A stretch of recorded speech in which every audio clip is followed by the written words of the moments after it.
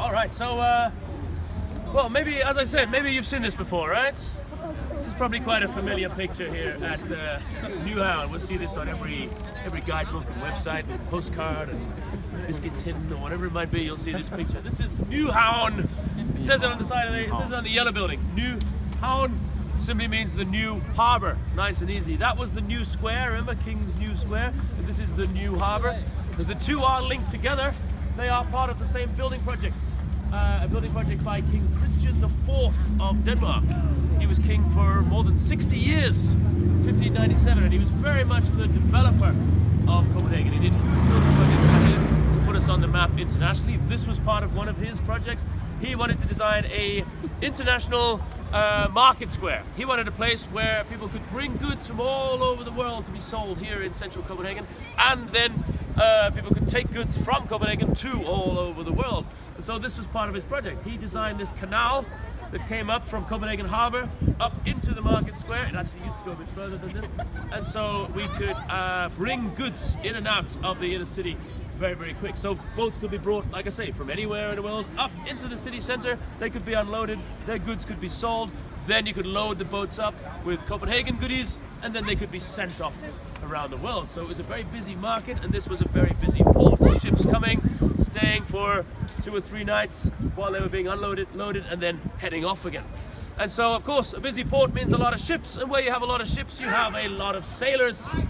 And where you have a lot of sailors, you have a lot of drinking, and where you have a lot of drunk sailors, you have all of the mischief the drunk sailors get up to. And this is where they did it. This was their neighborhood. It was a very rough neighborhood. It's where they would hang out, and most of the Copenhageners would avoid for a very long time. Any one of those buildings over there, any one of those businesses was either a bar, a tattoo parlor, or a brothel. Most were all three at the same time. So you can just imagine the kind of fun mischief that they were getting up to down here. So it was a rough place to be, full of sailors getting up to all sorts of whatever it is that sailors do. The rest of the Copenhageners generally avoided it, didn't want to mix with that type. And so, yeah, it wasn't a desirable place to be for quite a while. And they didn't take very good care of it. It went downhill, it got worse and worse. And then, yeah, what was it? It was constructed in the 1670s, so it was busy for a couple of 100 years before it was sort of abandoned. Ships got too big to be coming in here, so we built ports north of the city, south of the city, and that's where big ships were taken. And so, yeah, then it became sort of desolate down here. It was abandoned, and nobody wanted to have anything to do with Nyhavn. Until just a little bit after the Second World War, and then we had a bit of a sort of rejuvenation of spirits around here. We decided to take on a lot of building projects, and this area was taken on as one of them. It was sort of gentrified, it was cleaned up, it was straightened out. These buildings were purchased, refurbished, and sold on, and now the result is this. The sort of second generation of Nyhavn is a much happier and a much more pleasant place to be, as you can see over there. Still, loads and loads of businesses. Every different colored building is a different restaurant, different cafe now. They all have great menus.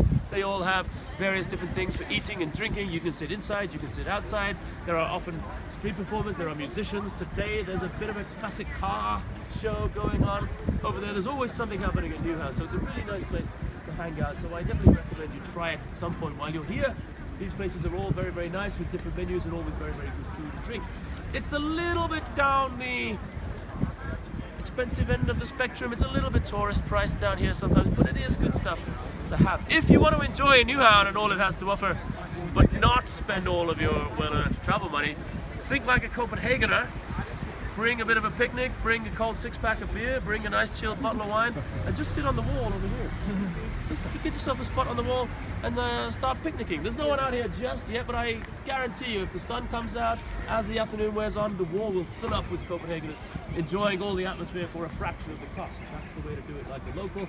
If the sun comes out, I'll see you over there a little later on, right? Nice sunny afternoon in Nyhavn, especially with classic cars. That's nice to see. Yeah, so that's going on. The canal itself, these days, not so much traffic. It's mainly used by these guys that do canal tours. So we've crossed over canals a couple of times today. If you want, you can do about an hour-long tour that weaves its way through the city and does a big loop out around Copenhagen Harbour. It's a nice way to see the city from a slightly different angle. And yeah, they last about an hour. They go all day, every day. There's two companies. There's those guys over there with their blue flag and their blue boats. They're called the Netto guys over there. And there's Stroma over here with all their different coloured flags. And like say, both companies operate all day, every day. Those guys have a slightly cheaper ticket out of the two, that's true. These guys have a slightly better tour out of the two. If you ask me, I've done both, and I recommend this one. I think it's worth a little bit extra over here. I think it's better value. They seem to have better guides and better boats. And I have some of their discount cards with me. So if you fancy a canal tour, go to these guys, get a little card off me, and they'll knock 10% off the price so you can enjoy the better tour for a discounted price.